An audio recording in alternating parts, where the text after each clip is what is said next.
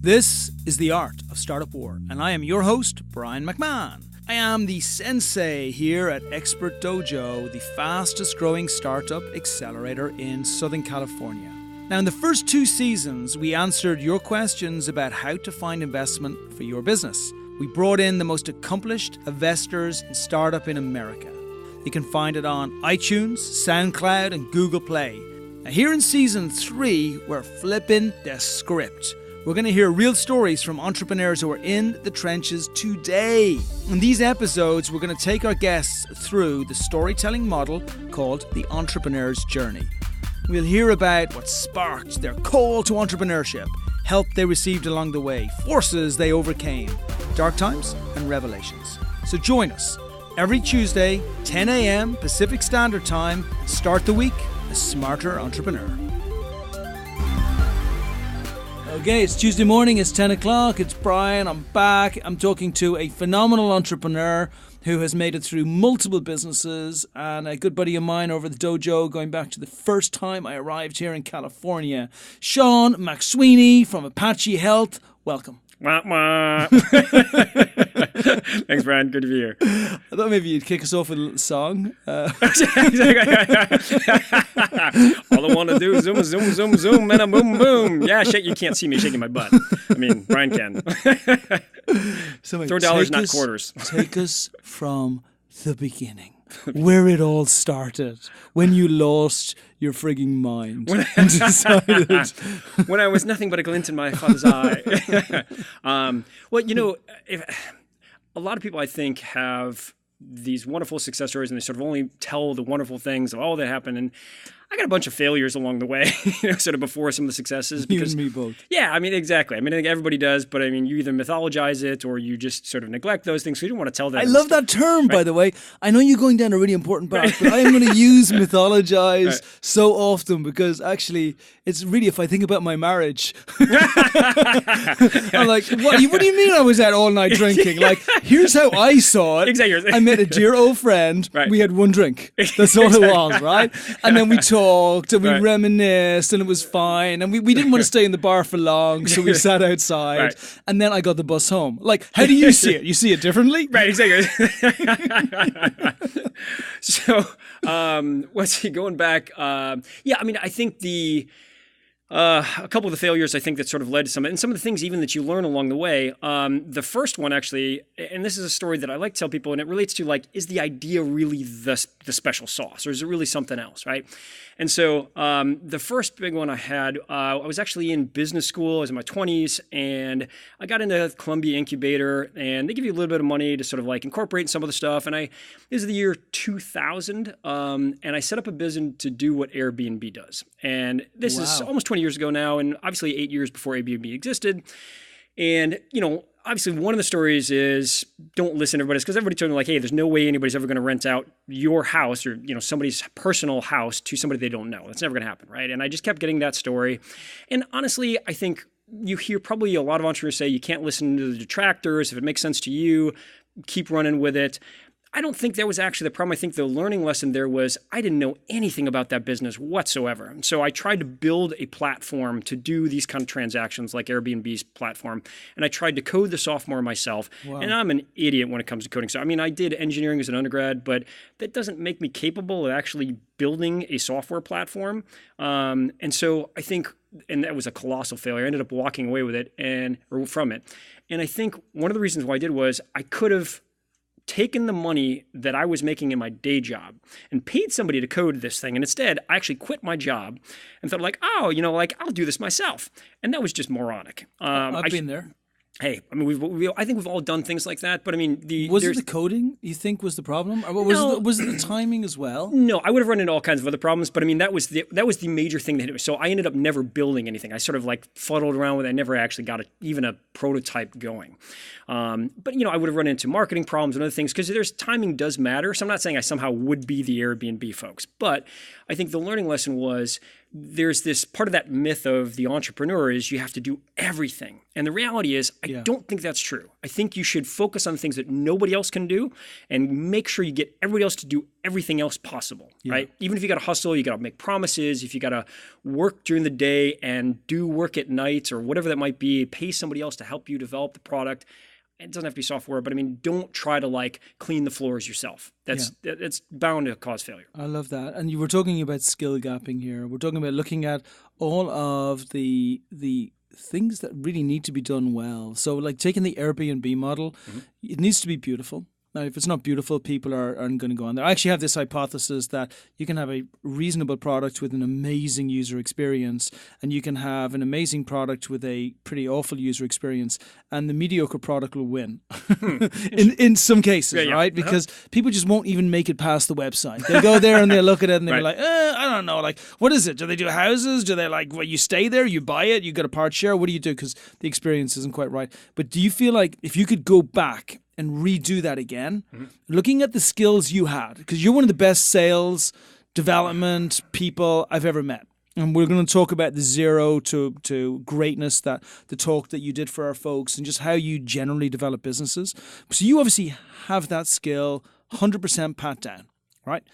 What were the other skills that if going back that you would fill in with somebody else to make yourself the Airbnb if all other sums were equal? So the phase one, how to get out of that phase one that we never got out of, I think would have been somebody who knew, their butt from something else, in software. Hey, somebody who's not shit. It was exactly. I'm only being slightly self-deprecating. The reality is, I didn't know what the heck I was doing.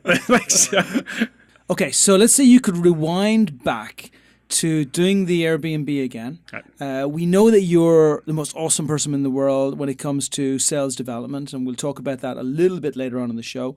But would you say that the main skills gap that you had was in the actual software development or in other areas? Well, I mean, obviously there could have been all kinds of skill gaps that I wouldn't even known until I ran into them, right? But I mean, if I try to think back, what would have been the critical things to get out of stage one of that business? And stage two would have been, you need scale infrastructure and all kinds of things that would have needed COOs and CFOs and all that stuff that you don't need, I think, for phase one. Phase one, I think, would have been basically you got to have sort of the marketing hustle to get people to use the first, prototype of it and sort of pass a few tests through and that kind of thing and get it out there a little bit. That would have been one. The second one, I think, would have been technology. And that was probably the biggest one that I was missing. But I think the third one is if I think about what my skill set is and what I'm really good at, I don't know that sort of consumer marketing is my strength. I don't have a lot of consumer marketing experience, and that was a purely consumer marketing play, right? And so I was, you talked about going 0 to 1 and getting traction and getting deals and getting things to happen. What if 5 transactions mean in that, right? And so if I can land a big deal, I know how to land a big deal. I know how to get traction and bring in a $50,000, a $5 million, or $1 billion client. 5 people transacting on an Airbnb platform isn't anything. I mean, you need thousands to tens of thousands even to register anything on the needle, right? So I don't know if that would have been, I'm sure I would have run into that problem very quickly when I had to find somebody who's good at consumer marketing, sort of guerrilla consumer marketing. You bring up a really, really fascinating point. I think you and I are very similar in many ways, right? Yeah. We're beasts. Aside from being Irish. I'm being devilishly handsome. Both of us are really skinny and muscular, except for my belly. As Fat Bastard would say. But we're beasts when it comes to business development. Right. And until this moment, I've always considered that to be, that means I'm a really good salesperson. It means if it comes to sales, a biz dev, it would be okay. Right. But actually, that's not quite true, because there is a huge difference between B2C, business to consumer, digital business development, and huge customer development. Yep. And based on the platform you have, and it's very true, because I remember first 2 companies I had was, I don't know, B2B or B2C, but it was high-level business development, right? And I was a beast. Third company I had, which was a tech company, which was B2C, digital marketing, I sucked. I sucked, right? Yep. And it's extra frustrating because it's the only friggin' thing I'm good at. Yeah. Well, I mean, it's making the mistake of thinking I'm good at relationships and I'm good at sort of closing deals and I'm good at broad-based, sort of low dollar, high volume kind of transactions, which is a totally different business model. And so I think I would have run into problems there in retrospect. So again, I'm sure that I'm not somehow sitting there, hey, I would have been the Airbnb guy, because I'm sure I would have derailed on all kinds of steps along the way. But there were great things to be learned from that. And that was one of them, which is, what are you really good at? And it was clear that wasn't my thing. Yeah. And I think for everybody listening to the show, it's a really big one to pick up. If you're a great salesperson, it does not mean that you're going to be great at digital selling on your own company. So make sure you fill in those gaps, because there's so many different things you need. It's not really even about, I don't know why it's called selling. I don't know. It's not selling, actually. It's all about conversion through smart digital marketing tactics, using efficiencies, using automation, and using platforms to do a job for you that normally you would do yourself. Yep, absolutely. Cool. Okay, so then what happened? And then right after that failure, I went for another failure. How old were you? She 20, I don't remember, 26, 27, I'm not even sure. Were you married at that stage? 25. Was I married? I'm just worried how heavily you were being judged. Well, here's the thing. I had taken a more traditional path before that. So I did, I studied undergrad engineering, but they basically looked at me and said, you're not sticking yourself in the face with a fork, so we're going to put you in sales because you can actually have a coherent conversation. So I think there are people that are born to do sales, and there are people that sort of fall into sales. Yeah. And this also even gets to like can you learn to be good at sales? Yeah. I think if I look back at who I was when I was younger, high school, college kind of time frame, before I actually got into sales, I was introverted. And if you do sort of the personality typing, I mean, when I was INTP. And I eventually changed like hardcore to the EN, side of the spectrum, stuff like that.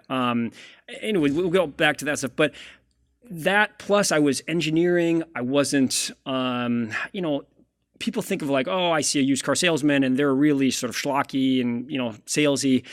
And I mean, I'm kind of putting it on for this conversation, but if you're a very strong relationship person. Yeah, very much. And when you're talking to somebody, you're trying to build... it's trust. And actually, I believe with you. Like I said, we come from a very similar school, whereby we like people who like people who like people, and your trust goes back for decades, and it stands, and it's a lot of fun. So I'm with you, but I find that whole relationship thing is, you're right. It doesn't help you. It actually hurts you for digital marketing because there's an automatic. I want to invest. Oh, I'm going to be great in this. It's going to be cool. It's just sales, right? No, it's not. I'm going to try to cultivate each person, and that you can't do that. It's a number. And I also think it's harder if you're married. Maybe not just married. And I don't even mean like it's harder for a man if you're married to a woman. I mean, it's harder for a woman if you're married to a man. It's kind of hard. It's just when you're on your own and maybe you've just left school or you're still with your parents and stuff, failure is still terrible. I'm not knocking it, and it's still hard, and you still have your challenges, but there are fewer people judging you. Yeah, well, in your 20s, it's basically I can't tell you how many friends I have even in the 30s where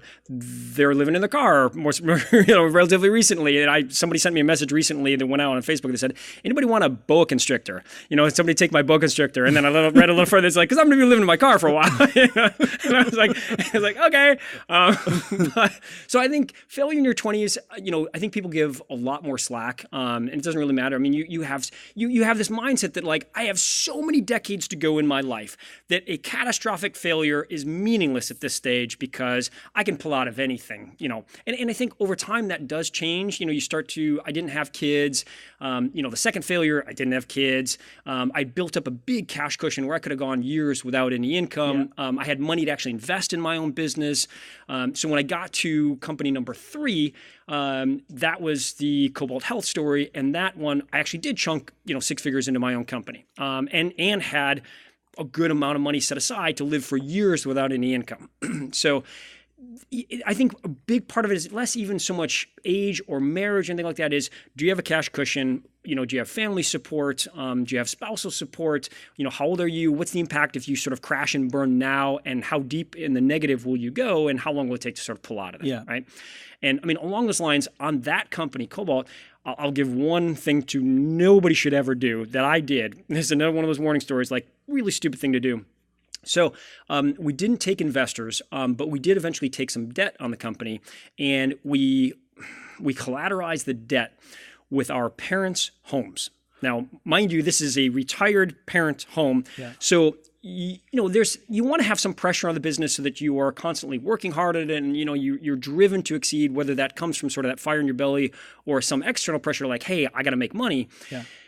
The level of pressure where retired parents are going to be homeless if this thing goes south. It keeps you up all night, every night, right? And so like, you don't want to be at that kind of level. You got to make sure that you keep enough cushion that you're motivated, but you're not like unable to sleep and you're just going to blow apart from, and melt down from the stress.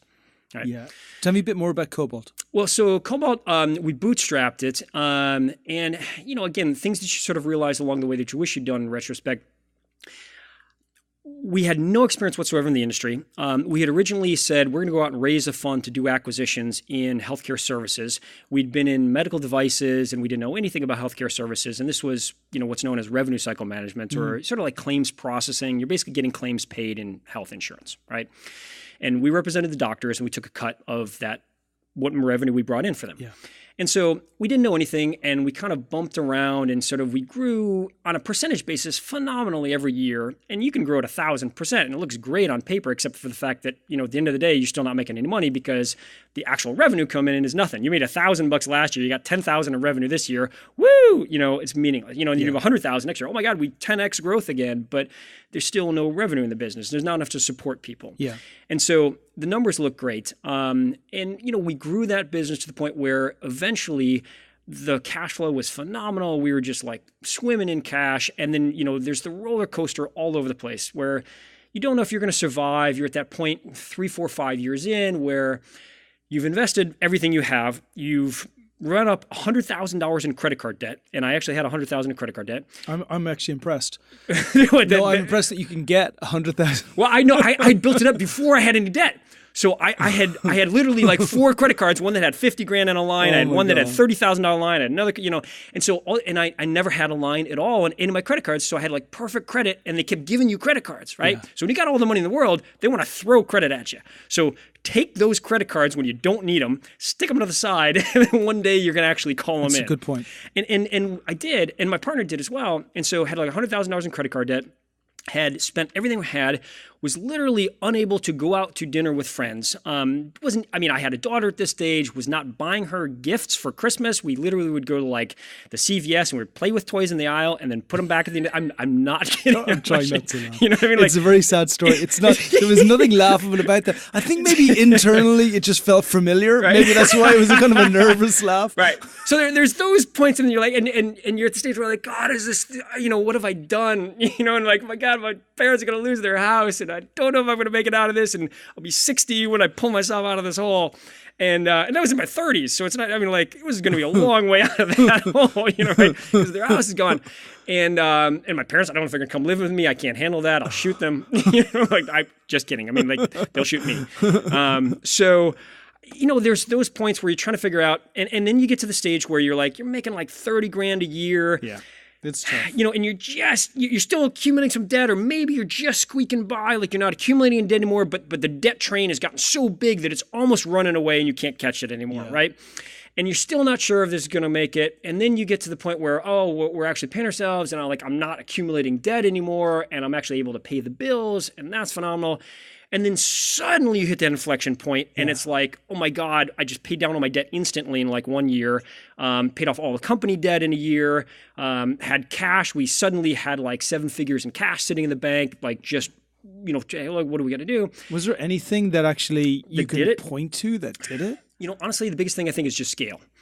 When you're making, when you have in terms of revenue, like $1 million a year in revenue, it's very hard to make much of a margin off that. Are you going to make a 10% margin? Probably not, because there's scale economies in a lot of business. Mm-hmm. And so the difference between like $1 million in revenue and $5 million in revenue, our gross margins went from like 33% to like 56%. And that meant our bottom line went from like near zero to like 30+% net, right? And so we were literally clearing like more than 7 figures a year pre-tax.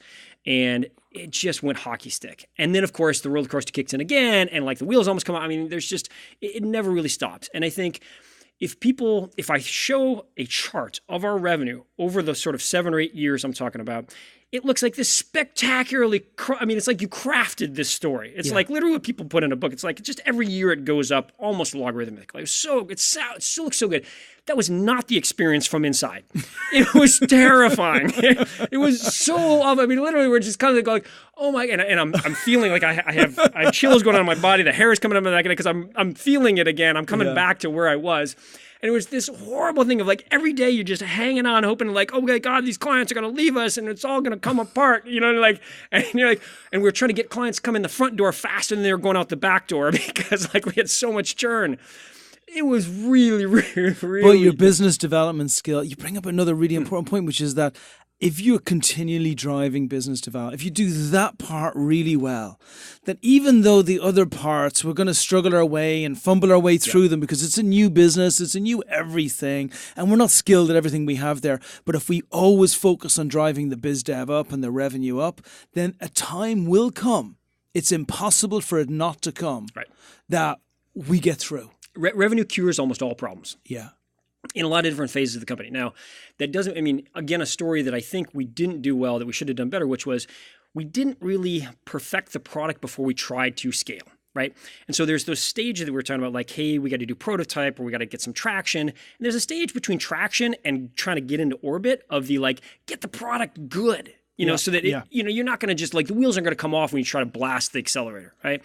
And we didn't do that. And I think there was a huge mistake. And so the problem is we were at a stage where, and I don't know if this is sort of typical of all companies, but certainly we were there, which was we were just getting to the stage where we had enough money to like pay ourselves a little bit, but we needed to get out of there and we couldn't really stay in that phase very long. And we didn't really have the money to invest in the infrastructure to make the product really good and to allow us to scale. And so we couldn't turn off the gas for, any period of time, because we would have just tanked. We would have collapsed. And so we had to keep bringing the stuff coming in the front door to make sure that we didn't collapse. And yet, I think in retrospect, if I said, hey, could I just wave a magic wand and what would I really do differently? That's fundamental about the business. I would have taken money, and we actually turned down money. We turned down VC. We had an unsolicited $3 million term sheet that we walked away from because all the stories where it says like, hey, if you don't need money, don't take it. Yeah. And we hear these stories about like VC. It's kind of like Vinny's going to come with a lead pipe and chop you off at the knees if you don't do well, right? It's like, oh, it's great as long as things are going well, and then there's one hiccup, and then it's like you're out, right? And but Vinny can't do that. You're so right, because Vinny only does that if you over leverage yourself. Actually, VCs are no real difference to credit card debt, right? If you stay within your credit card debt and you have enough credit cards to make sure you cover yourself and you're in control. So let's say it's not 100, let's say it's 25, but you have 100 of leeway. Mm-hmm. Then you're strong because you're always going to be covered on it. Right. Same thing with VC money. If you're continually giving away percentages of equity for debt that you have to take on terrible terms, losing one board seat after another, then you're in big trouble. Mm-hmm. But if somebody comes to you unsolicited and says, "Can I give you $3 million?" Thanks very much. Exactly. Yeah, exactly. You can sit back and breathe, right? Oh God. Well, there's the metaphor to use is we were trying to build the car while we're racing it around the track, right? And the problem with that is, you ever see anybody try to like fix an airplane engine while it's flying? Mm-hmm. It's ridiculously stupid, right? And you see people somehow trying to do this because they're in deep trouble. Well, that was our situation. That was like what we were living all the time. And I think the money would have allowed us to sort of build another car offline while we were racing the crappy jalopy around the track. And then at some point switch them out and bring the better car onto the track. And then just really go to win the race. Beautiful. What a great analogy. And then just take a little bit of money put aside to do that, which you can get at great terms. Mm-hmm. Yes. I suppose that's our real lesson from all of this is, right? Take money on the right terms that protects you and your business going forward in the future, unless you're totally desperate, in which case, just take whatever the fuck you can get. Exactly. Well, but I think the reason why we were in good shape with that was because we had revenue. And so if anybody says, like, can this business make it? Like, we had no idea what we were doing. But the story we could tell was, we're growing. We got revenue. And so, like, we wouldn't tell them we didn't really know what we were doing, but it would seem to any reasonable investor that we knew what we were doing because, like, we got traction. Yeah. Right? And so that's the reason why somebody actually kind of, I don't want to say threw money at us, but offered money to us unsolicited. Yeah. And then you came to a really happy ending on that particular company, right? You got a really great offer and you managed to sell it. Got a private equity group to sell. So there was some rocky part at the end too, where, to be honest, a zero came off the valuation. I literally thought like, I'm going to buy like several houses in Malibu, unrelated to the fires now. I don't know. Yeah. I'm glad I didn't end up in Malibu, but I was like, I'm going to retire with 3 houses at, 30, whatever, I don't know, 40 years old or something like that. And a zero actually came off the valuation. Because again, there's those hiccups, even at the end. This goes back to the not having too much stress. I basically got to the point of burnout And we were minting money at that point. And I thought like, I'm just going to work like 5 hours a week. Like, this is great. Like, this has become like a lifestyle business where I clear like insane amounts of money. I read that Tim Ferriss book. Exactly. I think it's going to work. and I mean, there's so many other things that like, the only guys who work 5 hours a week are people who write books called Work 5 Exactly. Like, which I mean, come on, it seems like such a load of crap. I mean, like, I don't know anybody unless you have just like the income off your assets already it's so bullshit. huge. It's such bullshit. Like efficiencies and automation is cool, but yeah, let's not drink too much Kool-Aid. Exactly. These are the people that sell the thigh master or whatever, something that's going to like take fat off. It doesn't actually do anything, right? You just lay on the sofa and you're going to lose fat. You're still eating the same nachos. Right? So I thought like, this is great. I can make tons of money and not do anything. And I did. And it really punished us. It ended up being, hugely problematic. So we didn't catch problems fast enough that I think I would have caught if I was really deeply involved in the business like I had been. And that hurt really badly. But again, a learning lesson. But, you get an exit, you learn a lot along the way, and you're like, okay, I'll do something in the next one. Right? Beautiful. So you have a nice exit. It's a great lesson. Yep. Now you come in. Apache, yeah. So, which is amazing, which is the same again. This is one thing that's consistent in every company you go for, and I wish every entrepreneur would follow this exact same formula. Revenue first. Yeah. Get a company that you can drive an insane amount of change. I mean, if it's users is fine too. Sure. But just drive insanity. Go from 0 to 1 in seconds. Exactly. And you did the same thing again. Yeah, I did it. And so we got our first client in June of 2017. By November, we had $1 million. I guess. Explain a little bit maybe about Apache. Okay, yeah, so Apache is a little bit different. Yeah, so it's very similar. So similar kind of space in terms of healthcare, claims processing, transactional things. But this time we're really doing predictive analytics. And I might even say sort of prescriptive analytics, where we're basically trying to tell people what to do so that they make more money from their healthcare claims processing. Nice. So if you're a doc, it's really crazy right now. I mean, like, you have no idea how much money you're going to make from the patient you saw yesterday. You know how much you should make, but you don't know how much money you're going to make, and then you don't know how much money you should be making and how to get there. So we're basically going out and saying, okay, we're going to take massive amounts of data, and we're going to look at this from all kinds of different places and say, okay, doc, you saw a patient yesterday. These things is what you got to do differently to get more money, and here's what you should be shooting for, and here's how you get there. Right? Very cool.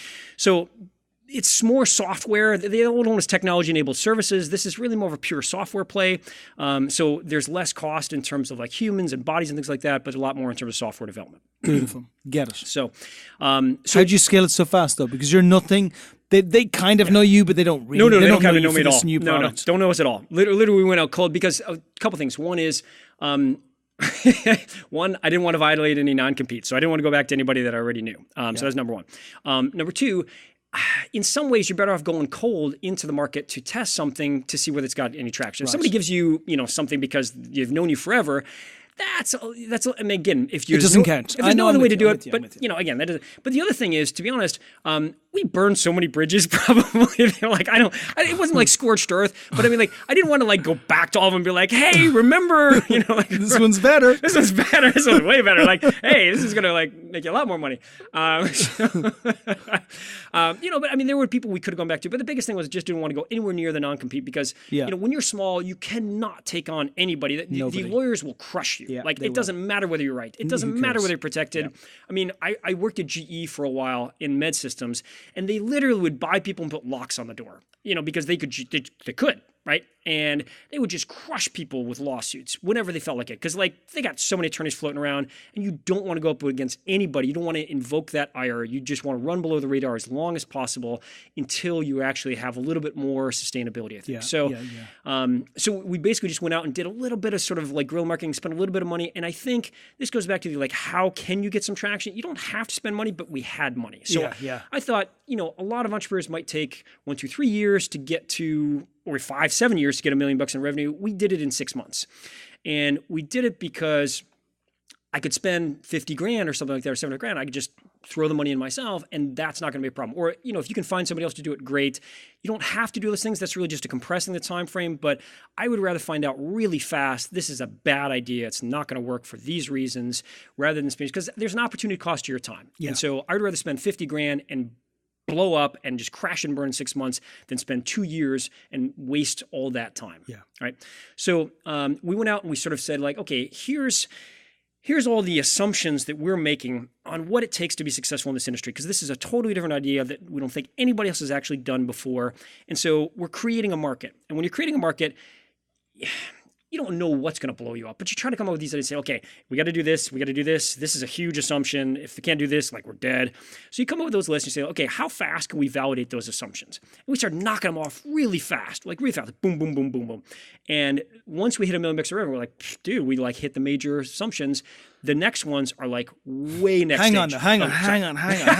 You can't just say, oh, we just got there really fast and we did $1 million in revenue. It's like, how did you do it? Like, what did you do? Did you email people? Yeah, did you did you do a tweet? No hashtag. Tweets. No tweets, no hashtags. I'm desperate for revenue. I mean, like you're going from nothing. How much money did you spend? Right. If I don't ask this, like people will be pissed on this podcast because everybody wants to do this. Yeah, no, that's true. Well, so one thing we did was the purpose of testing the assumptions wasn't even to get revenue. It was to figure out, does this business have legs? Because if it does, I know I can scale the crap out of it, right? I can grow it. And I can attract people to the business that will be able to put in the infrastructure that I'm not capable of doing because I'm not the infrastructure guy, right? And I'm also not the software development guy. And so I need CTOs, I need infrastructure people, I need all kinds of people to make this thing really go because I think this thing has the potential to be, 9-figure, 10-figure kind of business. Like, it can be huge. And you don't come, okay, sure, the Airbnb idea could have been that too, right? But not only is this a situation where it has the potential to be massive, but like I actually know the industry and I'm like got domain expertise. That's got domain expertise, and that doesn't come along very often. And I think I have some contacts and things like that. And I've been doing this enough now that we have a prior story. It's like, okay, we can put the pieces together if this actually is going to make sense. So then you go back and say, okay, what am I trying to accomplish? If the purpose is getting revenue, I don't think that's necessarily what you want to do all the time. It's really figuring out, like, does this make sense? Is somebody going to take this product or this service? Do they want it? Does it have legs? Like, what do we have to do differently? Are we completely smoking cracked if somehow think they're going to want this, right? Yeah. And so that's what we were trying to test. The revenue then comes along with that because if you're validating somebody wants it, they'll pay you for it. Yeah. Right? If they're not paying you for it, it doesn't count. Yeah. And so I think people give away a product and are like, oh, we got, how many other people using our product? I'm like, oh, great. How many of those people are paying? Well, nobody yet.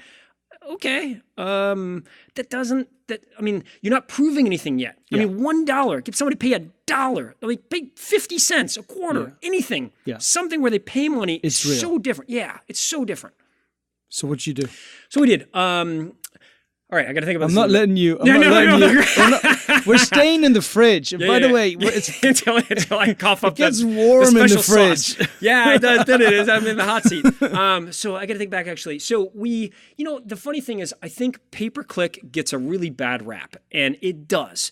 And it is crap when it comes to some aspects, I think, relative to other things you can do in marketing.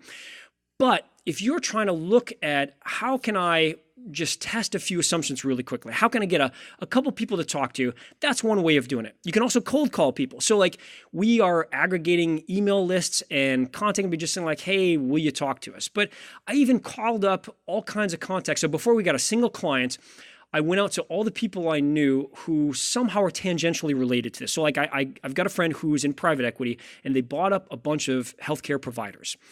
And I called him, I said like, you know what?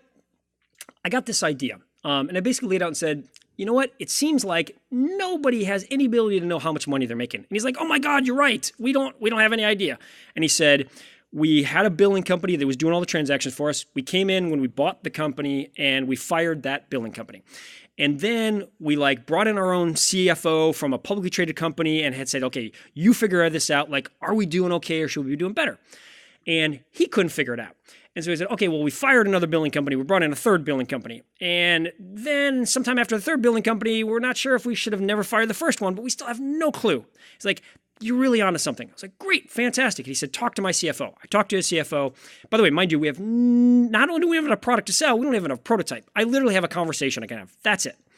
And so I get to the CFO. We talk for 45 minutes. At the end of it, he says, this is disruptive, like Uber disruptive. Like, this is phenomenal. And he didn't even ask, when will you have a product that you can give me? He literally just said, this is amazing. And that's it. And I hung up the phone and I didn't say, hey, we'll get back to you anytime. But I still haven't even gotten back to him because, we've sort of gone through the phases after that. But those kind of things just to validate, does this make any sense? Are we on the right path? I think is one thing. And many of those will actually turn into deals because that person you just talked to, I can then ask them, what would you pay for it? How much you pay for it. And So you're talking about being relentless. Oh, yeah. Like from the first moment, everything from pay-per-click, whatever you need to put into it. It's a funnel. It's just, you got to get a funnel. You get your 6 or 7 different funnels going. You're focusing on each funnel. Yep. You're then testing each funnel. You're measuring on each funnel. Each and stage, then you're re-executing, right? Right. So I'm trying to get 1, 2, 3, 4, 5, 6, 7, leads into the top of the funnel. A lead is just anybody you're talking to, anybody you know, anybody you can get to talk to you, like that could be a legitimate client. And you're trying to figure out, will any of those get to the next stage of the funnel, right? So I've gone from a conversation or a name or something like that to, will they even get on the phone with me, right? And then when they have a conversation with you, like, do they express that there's any interest whatsoever? And then, eventually you get down to, they'll actually sign a contract. But you got to get enough things coming top of the funnel to figure out how one is going to drop out the bottom of this to prove that this makes sense. Yeah, and you're also testing the funnel. You're not just testing your hypothesis or your market validation. You're also testing the percentages that move through each stage of the funnel. Exactly, like what the funnel looks like. And why this is so important today is that 80% of people that I speak to are great creatives, like phenomenal ideas, and actually have the potential to execute the ideas, but would rather be creative. It's not that they don't have the potential or they don't, but they're very comfortable waking up in the morning, developing it, fine-tuning it, making it better, using reasons such as, well, I want to make sure that it's safe or my NDAs are okay and everything else. And everything we're talking about today is literally about measure and execute. And test. Exactly. Measure, test, and execute. And then you have that and you make sure that you build this great funnel inside it, and either it works or it doesn't work. Because the hardest thing with entrepreneurship, the hardest thing is a glimmer of hope that just gets a tiny bit smaller every extra slow month. Death, right? A slow death, like shoot me straight away and let it end in 6 months, but give me a fighting chance to be able to do it. Let me go out of the gates really at the beginning. Or figure out how to change directions. Because there's that as well, which is, it's not just like, hey, is this a bad idea? Is there some change that would make this a better idea or actually more saleable in the marketplace? And you don't know that until you actually talk to anybody. So developing the product constantly to make it better and better and better in your basement, that nobody's telling you you're on the right path. You're speeding in some direction. You just might be speeding away from the clients. It's beautiful. Listen, we've gone through so many things today. We've talked about, obviously, the importance of sales. We've talked about the difference between sales and digital marketing and making sure we know where our skill set is. We've talked about filling skill gaps, about making sure that we have the right timing to get into the right companies. We've talked about how do we make sure that we measure like that down cycle when things are really tough and keep on driving sales up at the same time. And we talked about investment. And in the last few minutes here, I just really want to focus on like the last company you turned down the $3 million investment, but you still had a good exit. You still had a great exit, right? By the way, and you talked about like how, and also the one area I didn't mention there was the focus and never giving up in the focus. I think you had a huge point there. What about this time around? From the very first time that you started with this, I said, hey, Sean, you need any money, buddy? And you're like, I'm good. I'm like, okay. And then a month later, and you again do so many workshops, and we work together in so many different ways. I've done the pitches to the investors with you too. You do them all, right? But then I see you go more and more. I'm like, hey, Sean, so you need any money? And you're like, I'm good. We're still driving more revenue. So what's the plan? Well, when are you going to need money? Well, we will need money probably in the spring. And again, need is a relative term. I mean, I think we want to be in a position where we don't need money, but we benefit from money. Beautiful. And I think that's the critical point. Exactly. That's good. Right? And so, I mean, we could take money right now and we would move faster. And I'm also not sure we'd move faster in the right direction. Right? So I think that, we have some money. I threw a little bit in. We actually got some investors this time around. So we do have some investors that basically allowed us to get sort of a small, 6-figure seed round or pre-seed, because now everything is micro pre-seed. I mean, everything adds another zero to whatever. You said it. Right. So we got a little bit of money that said, okay, now we got a little bit of comfort so we can actually test this thing, but we're keeping our overhead really, really low. We're not spending a lot of money. And we built up some revenue. Within a year, we hit $2 million revenue run rate basis. Now we've actually thrown out some of those clients because they were unprofitable and we're just burning so much money trying to hang on to those clients, and we'd already validated those assumptions, so it's like, why are we hanging on to those? But we've got revenue coming in that supports development now because we're actually basically cash flow positive from some of that business, which is insane that fast. But there is revenue coming in that supports development of the core software. So like on a marginal cost basis, we're basically profitable. It's feeding the development. we could stop doing development. We'd actually be able to pay ourselves something at least and survive. So we have runway. The question is really like how much we want to spend on development and how much we want to pay ourselves. And we're paying ourselves just a tiny amount of money at this stage, just so like we're not freaking out psychologically and like, and our wives aren't going to kill us and or divorce us or whatever, right? I mean, like I want to be married at the end of this thing still. Right? And I like that nervous laugh. Yeah, exactly. You gotta think about these things, right? I wonder if my wife's going to hear this. From your mouth to God's ears. I haven't figured out yet if it's better if she listens to this podcast or doesn't. But also, it's also important, the partners that you have in this. Like, and she knows you, right? Yeah. She knows what you do. She knows what you're capable of doing. She knows that shit happens and stuff can go wrong. Yeah, but when you got kids, I mean, it's not just they are unforgiving and unrelentless. And especially a mother with their child. Again, you may have a husband or what, it doesn't really, but when somebody's thinking like, are my kids going to actually be able to go to school next year? It's like there's have breakfast. Yeah, breakfast. It's like you got to make sure that your partner isn't worried about those things, because otherwise, like that, like internal strife is just going to blow you apart. Like you got to have the home front safe, right? Yeah. But back to the money and stuff like that. So we could take around now, and we jumped out of the gun a little faster than we anticipated. So around June, we thought like, it's going to take like 9 months to raise money. And so we should start that process now. Plus, everybody tells you like, you got to sort of like lay the breadcrumb trail and you're going to like build relationships with all these VCs. And, and then after some period of time, you tell them what you're going to do. And then you show them what you did. And then eventually they say they're going to give you some money, right? And we're like, okay, that's going to take a long time. So we started in June. I went out of the country for like 5 weeks, basically July kind of time frame. We get back in August and suddenly have like 3 or 4 VCs who want to move towards term sheets and towards closing. And I was like, whoa, hold on. We're not ready. So mind you, we had $2 million in run rate revenue in May of this year, and we didn't have a prototype. Ridiculous. So I mean, you can go out and get ready. And again, that was because we went out there to like sort of sell something, or like you can always sell something if you're out there. Like somebody will buy something. And we basically were virtual, so we didn't have any employees. Somebody will buy something. Somebody will always buy something, right? I mean, like you're in there, like we're selling Eskimos ice cubes, and like they need a freezer too. Yeah. Like, oh, by the way, you don't want ice cubes? Okay, great. You want a freezer? Great. Oh no, you want a like oven? Great. I'll sell you an oven. Anybody got an oven we can sell, right? And we basically found somebody else who supplies ovens, and we just passed it through so we get some revenue. And we were very virtual, so we didn't, but we're still validating assumptions. We're bringing revenue and stuff like that. So, we gotta. I don't even remember where I was going with this. I mean, look. The point is this that I'm hearing is that. Don't just take money for the sake of taking money. Right. Like my dad used to say, have a point to your story, right? Make sure that when you're going to get money, take it at the right time for the right things. That's it. Prepare for it, which I love. Like, get ready 6 or 9 months beforehand. You're not doing it in panic. And be able to say to VCs, like the favorite word in the whole world, like if I could say to a startup, there's only one word I want you to have in your vocabulary that you can have with a VC tomorrow, the word is no. Like, to be able to say no or not yet, right? It's the same thing as like, I really like you, I love your term sheet, but don't you want to be me to be responsible? Right. Give me 5 months. Let me do what I promise I'm going to do. We're still going to give you great terms. Don't worry about it. Yep. But in 5 months' time, let us do this. Sure. We'll be further down the path, lower risk. Are you fucking kidding me? Yeah. You're a dream startup. So I got to bring you along with me because you're articulating it much better than I. Oh man, I can't think of a better way to do it. And look, I want to thank you. You're such a great support of the dojo. So helpful for all of the startups in here. All of the talks about how to grow from 0 to 1.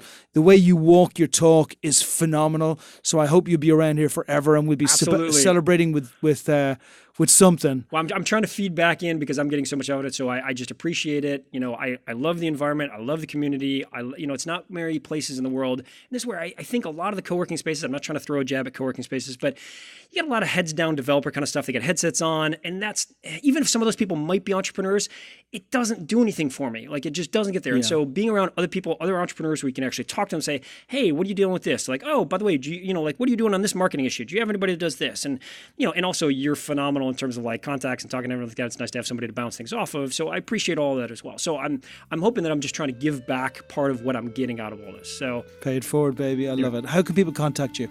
ApacheHealth.com. Beautiful. Email, so smcsweeny, smcsweeny at apachehealth.com. Good Catholic Irish. Boy, I love it. And that is a wrap. Thanks, Sean. All right, peace. Thanks for joining us. If you love the podcast, please empower your circle by sharing these stories. The Art of Startup War is brought to you by Expert Dojo. And remember, we invest in startups, $50,000 checks. Make sure you apply on our site if you are one of those great entrepreneurs looking to bring your company to the next level. As far as the Art of Startup War is concerned, we are back every single Tuesday at 10 a.m. So remember, check out the new episodes. If you want to find out what the investors think, check out season 1 or 2. But make sure you join us every single week.